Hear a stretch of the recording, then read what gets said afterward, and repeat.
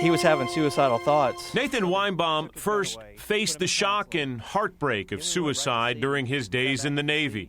Aboard a submarine, Nathan was on watch late one Sunday night with another young sailor named Seth Jacob Myers. Signed his clipboard. He looked me in the eyes and said, "Take it easy, man." And I walked away, and 20 seconds later, he shot himself.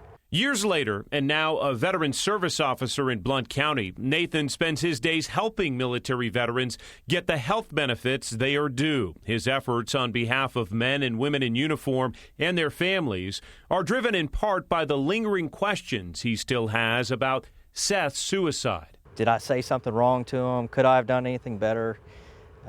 Why did he do this? You know, he had a family that loved him. Numbers out this fall suggest Tennessee is seeing a spike in suicide rates among veterans, upwards of 4 every week in this state alone.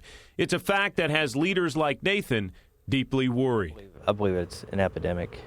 It makes me feel like we as a state, as a nation, as a community are failing them in some way. The commissioner for the Tennessee Department of Veterans Affairs is a decorated combat veteran who retired after a 35-year military career, and she is also the sister of a Vietnam veteran still struggling to overcome the demons of war.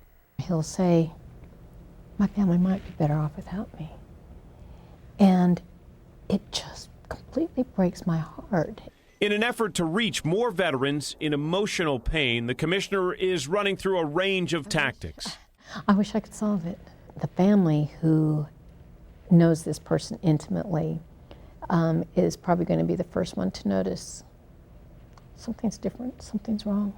I think church groups are key because, again, what do we want to show them? We want to show them hope.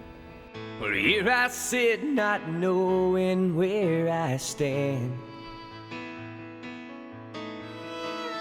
2 years of therapy and still just half a man. She enlisted the help of 2 Marines turned singer-songwriters in Nashville. Both Stephen Cochran and Daniel Dean have lost more friends to suicide at home than they did in combat overseas. With our music, we're trying to go to war with that.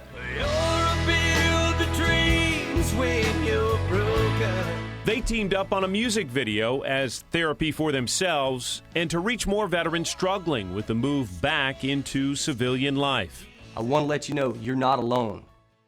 They have put their lives into this advocacy because they have felt it at an extremely personal level. And the commissioner uses that message of hope when she reaches out, even in a short text, to her brother.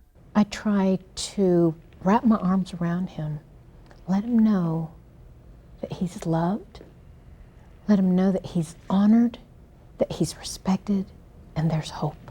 That's what we're here for, is to be that first contact when the veteran's having some issues. Nathan Weinbaum knows he is part of the frontline defense in the fight against a rise in veteran suicide across Tennessee. It's a role and responsibility he is honored to hold. I just want veterans to know that there's help, that there's people that care. The first thing we do is listen to them.